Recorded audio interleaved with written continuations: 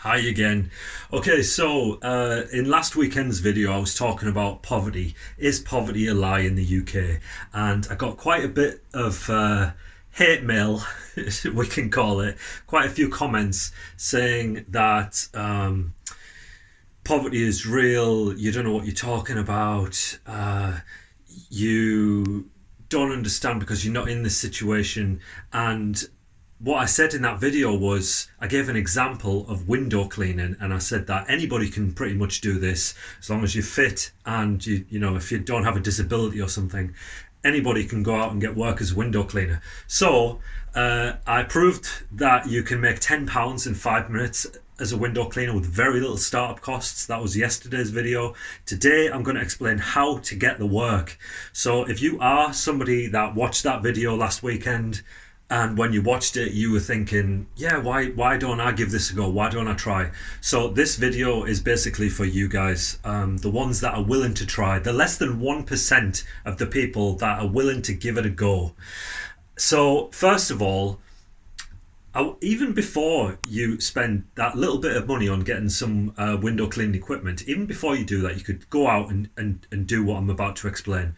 So first of all, you need to go online.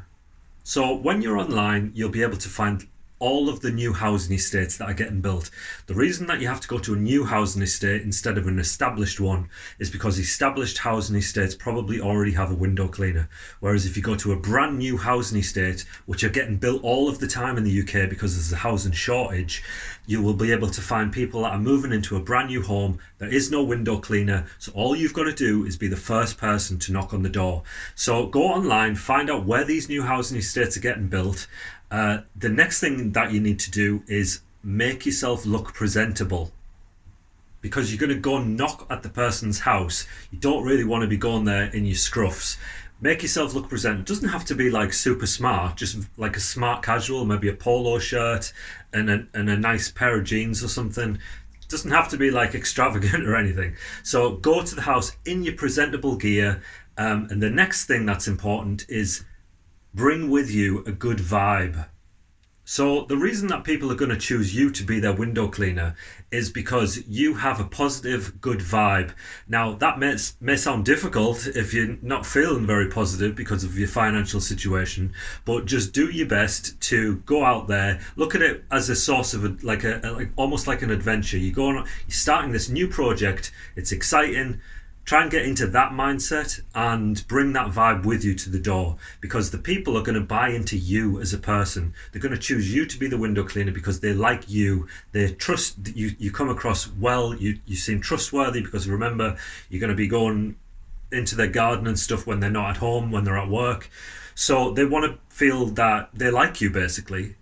All right, and what to say? Okay, so what I say is I ask, are you the homeowner or are you the person that's living here? Because if they're not the person that's living there or they're not the homeowner, then there's not really much point in talking to them. They can't make a decision about who they get as a window cleaner if they're not the person that's actually living there. So if they're not the person who's living there, just ask when the convenient time would be to call back to catch them. What I wouldn't advise is leaving a leaflet, because if you leave a leaflet, they might forget to call, or they might just put it to one side and then someone else will knock. Always better to call back and actually talk to the person face to face if you can. If you do have to, if you're not going to be there for some reason, if for whatever reason you can't get back for a few weeks, then leave a leaflet with the price on and explain this is how much it would be per month.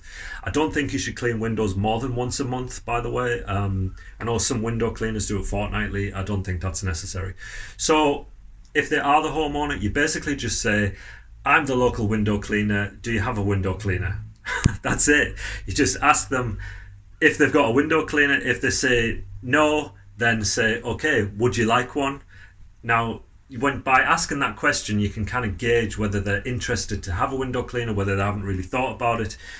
Oftentimes, because they've got a brand new house, they're like, yeah, I'd like one. So your foot is already in the door by that point, because you know that it's almost guaranteed that you're going to get, like, not that it's a sale, but you almost guaranteed that you're going to get them as a new customer, because they're looking for someone to clean the windows and you're the first person that's went there to knock on the door. So next comes how to price the work.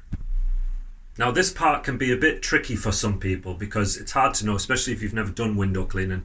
But it's always better to overcharge than to undercharge, because if you give a low price and then you have to put it up later, it can be a little bit awkward, can't it? So the way that I do it is I look at the house and I think, how long is it going to take me to clean this house? Now, depending on whether you're doing it with the traditional tools, like I showed you in yesterday's video with the soap and water, that's going to take you a little bit longer than if you were to put a bit of money into having some better equipment. That means you could do it in a faster time.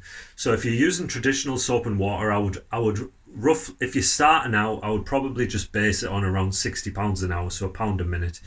But you're gonna speed up, so you're gonna get more money as you get faster anyway. And it's difficult to know exactly how long it's going to take when you're starting out. But if we can I would probably say, look at the house. If it's a small house, charge something like £10 to £15. If it's a bigger house, charge something like £20 to £25. People on new housing estates will pay this amount. They want to have clean windows.